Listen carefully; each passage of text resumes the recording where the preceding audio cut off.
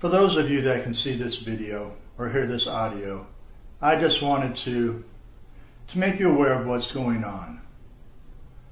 I feel if I disseminate this information, I may actually get a night's sleep. I am showing my face, and I will reveal my name for my own protection. So if something were to happen to me, you know it was not an accident. My name is Robert Connors, and I have served with the Department of Defense for over 20 years. Prior to that, I served active duty campaigns in both Iran and Vietnam. I have served my country with honor and distinction. My record speaks for itself.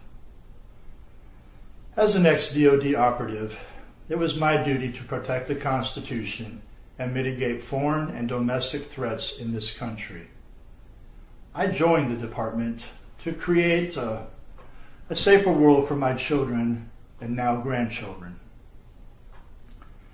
Unfortunately, the last decade of my career, I have seen and been a part of one of the biggest threats to this great nation and its citizens.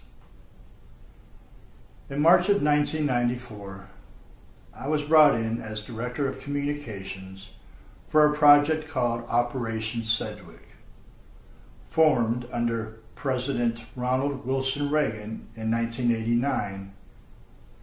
This program was the second stage in the project called MK Ultra. Its focus and sole purpose was the control of the African American population and urban youth through music. Yes, you heard me correctly, through music. I have in my possession a series of video and audio recordings detailing the existence of this project. My division was ordered to destroy all documentation and archive footage. I, in good conscience, could not. This is the information that the American public, along with the families involved, were told bold-faced lies about. From the first-degree murder of Lassane Parish Crooks, also known as Tupac Shakur, to the evidence of influence of entities well beyond this federal government, beyond this world, will be revealed in these tapes. To my friends still at the department, please, I repeat, please join me. For the Bible says, whoever knows the right thing to do is, but fails to do it, for him it is sin. I can no longer live in sin. So, I am giving the Department of Defense until Monday, September 23rd, to do the right thing and disclose this information. If they do not, I will release these tapes to the media outlets and into public domain via YouTube. And to show I'm not bluffing, I will release Michael Jackson's final phone call on the eve of his death. Mr. Jackson's phone was being tapped, and he is speaking of a government conspiracy to murder him. I know this video and this channel will probably be deleted, so I urge you, please save, download, and re-upload everything that I release for freedom of information's sake. God bless you. Thank you for listening, and God bless you all.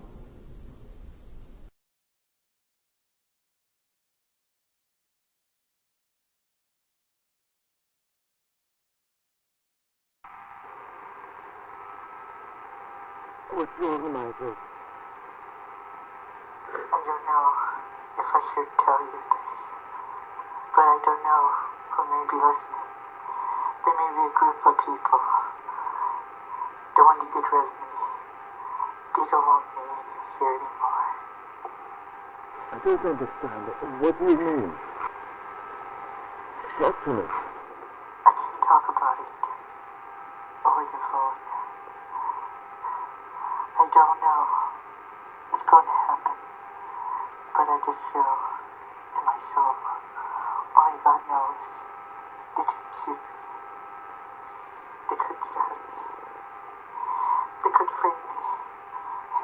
that'll reduce the electronics. They can do a lot of things. Who could do these things? It's not the government. It's more than the government. But I don't know, Tita. I don't care. They can take me. I don't even care my life anymore. I just want my children to be okay. My angels.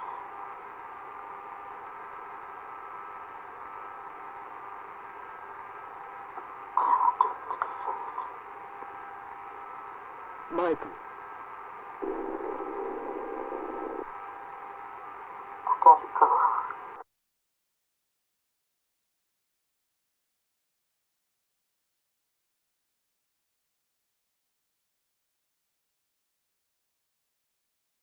And where were you, Latoya, when you heard the sad news? Well, actually, my father called me. I was at home, and I had just hung up the phone with my business partner, and he had just told me about Farah, and I said, oh my, geez, I wonder who's next, because it always happens in threes. To see.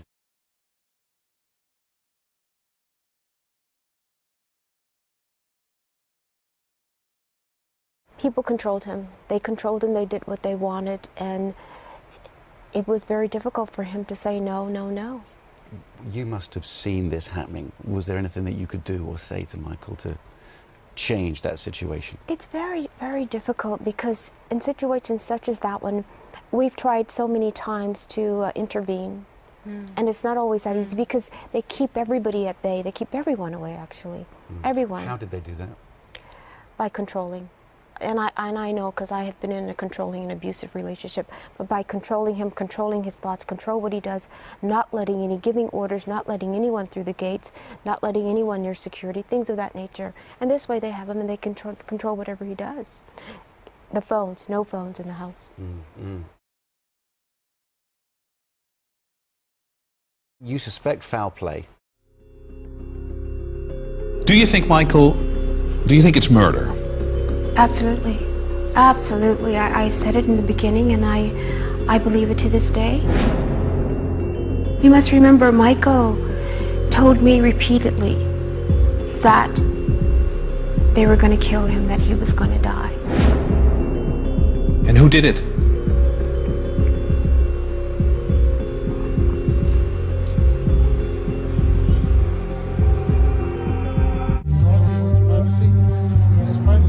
This is one of the bathrooms. There are two bathrooms in this.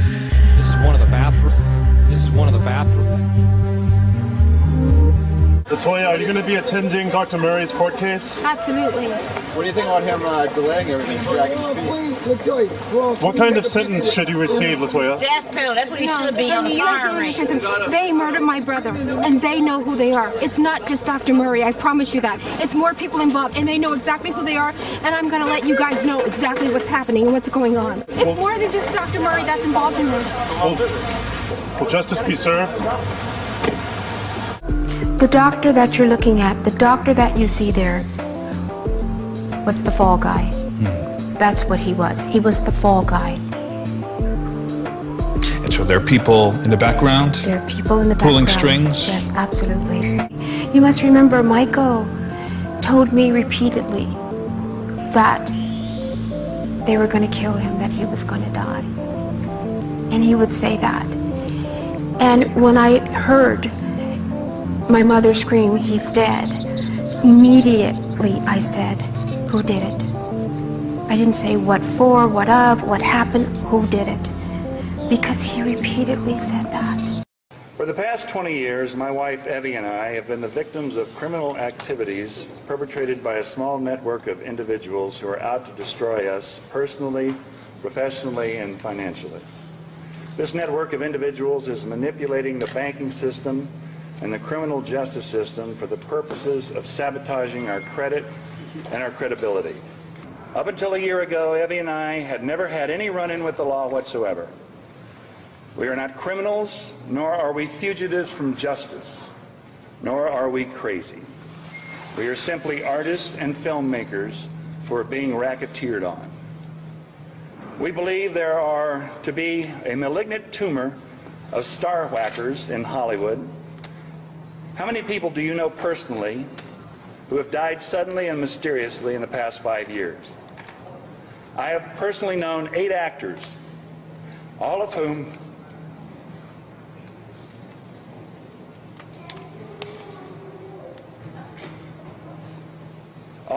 I have worked with and was close to. Heath Ledger, Chris Penn, David Carradine among them. I believe these actors were whacked, and I believe that many others, such as Britney Spears, Lindsay Lohan, and Mel Gibson, are being played to get at their money. In the meantime, many a celebrity's image and marketability is being co-opted and destroyed. Google helps out by keeping the negative stories near the top of a celebrity's webpage because it's the negativity that brings in the advertising revenue. In my own case, my ex-attorney Lloyd Braun has joined this tribe of bottom feeders by creating his own celebrity gossip website. What is wrong with that picture? When your own attorney starts defaming you, who do you turn to defend you? Lloyd Braun also claims to have come up with the idea of The Sopranos, so he's obviously familiar with the ways and means of organized crime. Unfortunately, my brother Dennis has made matters worse by buying a house from Mr. Braun on property Braun originally bought with money he embezzled from me. I recently discovered, much to my surprise, that Dennis is also on the deed to my Santa Barbara property. This is also the work of Mr. Braun, further confounding the validity of the transfer of my fully furnished property in 1992 to Mr. Bruce Berman. I have earned approximately $40 million throughout my career.